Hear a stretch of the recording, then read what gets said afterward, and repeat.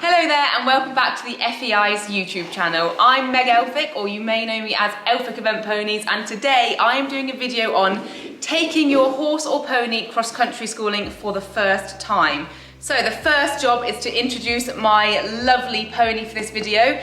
This is Dora. She's a 5-year-old Connemara mare. I bought her over from Ireland as a 3-year-old, and although she's 5, she's more sort of the mental age of a 4-year-old.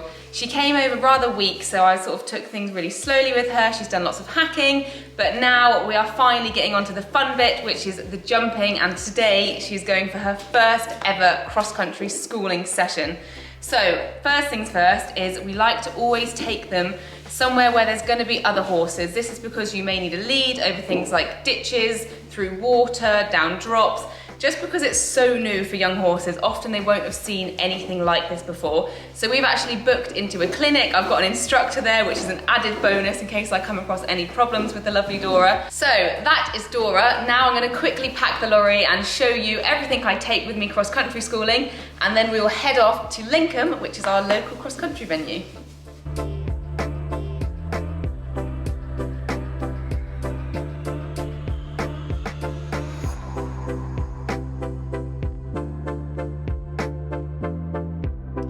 Okay, so at the car and trailer now, which we're taking because there's a road closure, so we can't take our big lorry.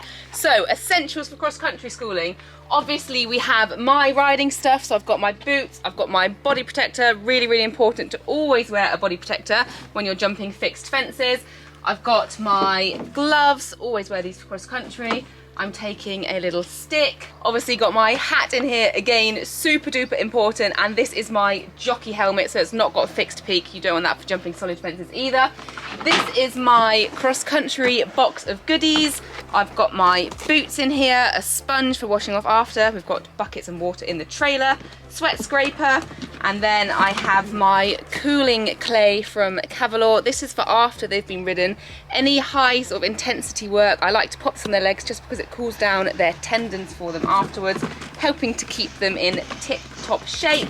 I've also got my dry feet from Cavalor. This is excellent in the winter if your horse is prone to getting soft frogs or soft soles.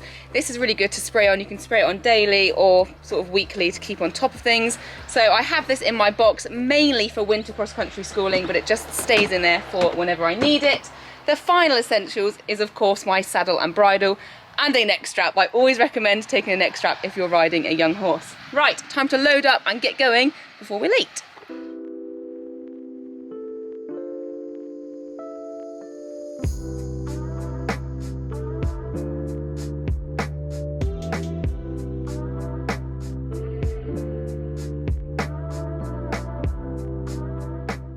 Okay, so we've arrived at our venue now and got Dora off. She's just going to have a little chill. We always make sure we arrive with plenty of time so she can stretch her legs and it's not too stressful to get her down to the course and start our lesson.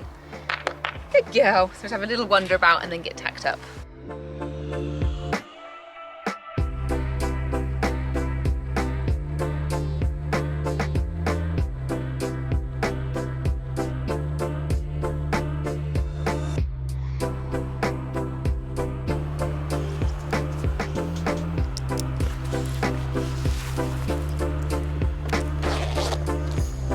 Good girl. See? Good girl. Look at this, Dor.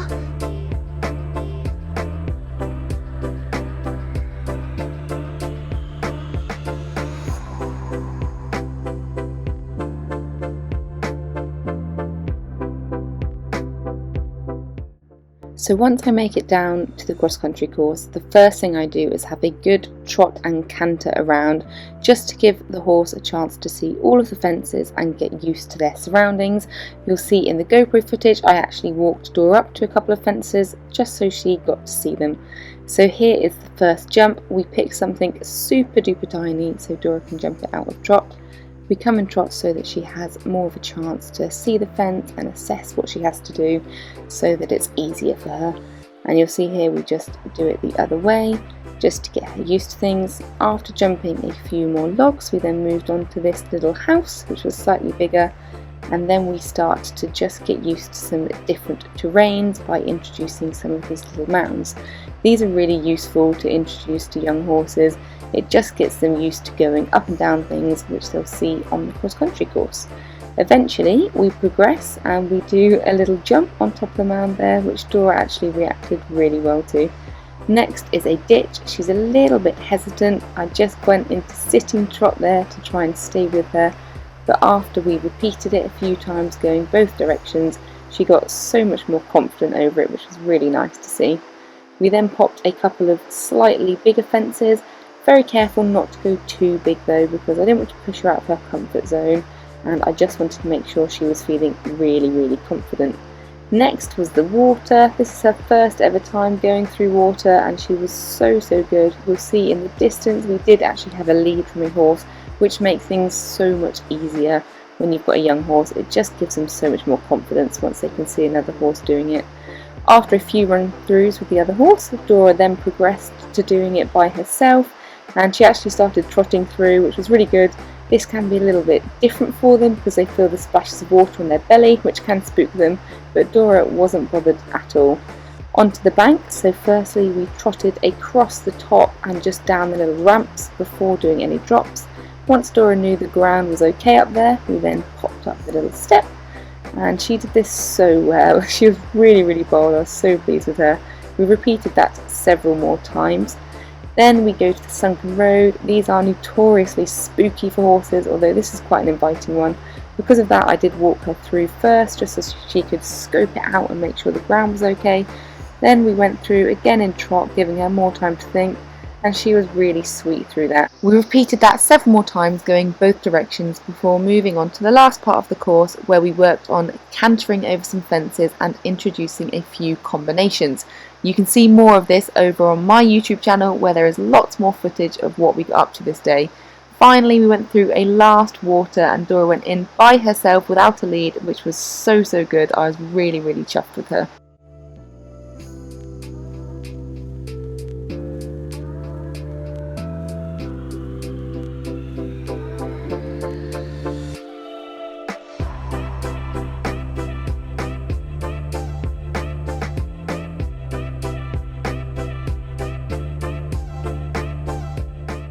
Okay, so we're back from our cross-country schooling session now. Super pleased with how Dora went. Hopefully you guys enjoyed watching the footage.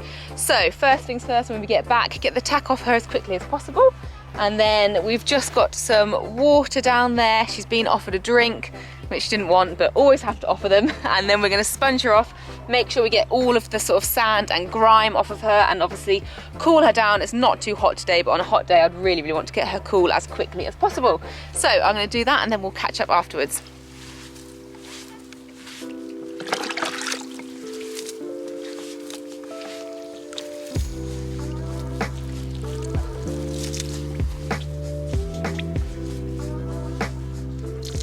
So as I'm washing off, I make sure that I wash all of her legs down, get all of the sand off, as you can see here.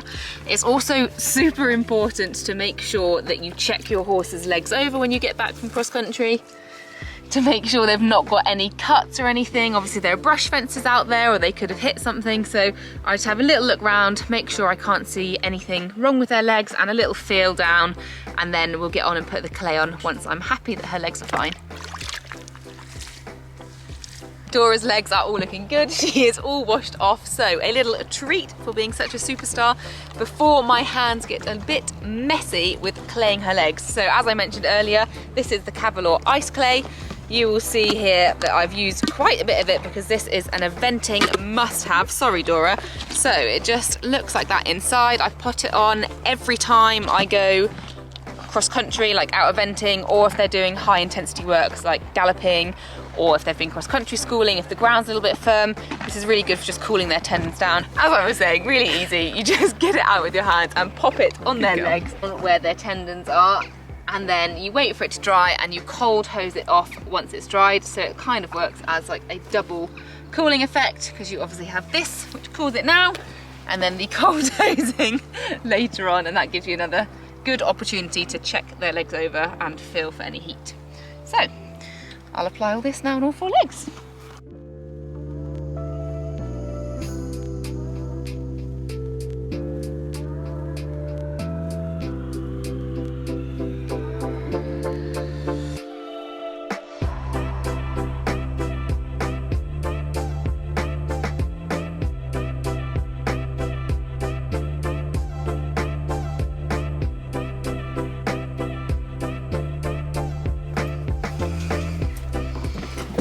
So just packing up the lorry now, popping everything in. The numner comes off the saddle so that it's not wet and ruining my saddle. And then the boots are going to stay out of my cross-country box because they are pretty grubby. So I'm just going to pop them in the bucket and I will wash them once I get home. That goes back in my hat bag to keep that safe. It's just a case of packing up the last little bits. I've got my Cavallor dry feet spray out here. Because today was quite dry and it's like obviously August, it doesn't really need to be used today, but really recommend it if you're cross-country schooling on a particularly boggy day at the start or the end of the season. It's really good for drying their feet out, especially if your horse is particularly prone to getting sort of wet feet and frogs.